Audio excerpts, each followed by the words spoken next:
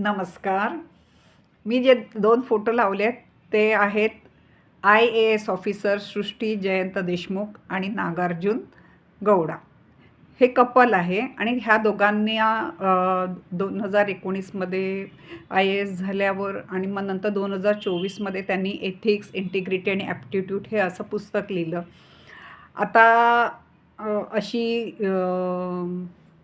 असा त्यांच्यावर आरोप आहे की पाथ इंडिया कंपनीने बिना परमिटचं हारडा तालुक्यात अंधेरीखेडा गावामध्ये खनन केलं आणि त्याच्याबद्दल त्यांना 51 करोड रुपये पेनल्टी लावली होती आणि ती पेनल्टी नागार्जुन गौडा यांनी 4,000 रुपयापर्यंत आणून ठेवली आणि त्याच्यासाठी नागार्जुन गौडा यांनी 10 करोड रुपये लाच घेतली असा त्यांच्यावर आरोप आहे. म्हणजे अजून कुठेही आरोपपत्र वगैरे घातलेलं नाही आहे आणि नागार्जुन गौडा यांचं म्हणणं आहे की त्यांना फक्त नोटीस पाठवली गेलेली आहे, कुठेही पेनल्टी लेवी केली नव्हती.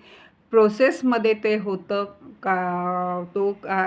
की तुम्ही परमिट घेतलं की नाही आणि आता ड्यू ह्याच्यामध्ये त्यांना बरोबर 4,000 पेनल्टी लावण्यात आलेली आहे. ह्याच्यामध्ये लाच प्रकरण नाही आहे. आता खरं काय खोटं काय आपल्याला माहीत नाही. आता खरं त्याने पुस्तकात लिहिल्याप्रमाणे एथिक्स दाखवलेत का 10 करोड रुपयांचं लाच घेऊन एथिक्स विसरलाय हे पुढील काळात आपल्याला कळेलच. तुम्ही माझं ऐकताय त्याबद्दल मी खूप आभारी आहे.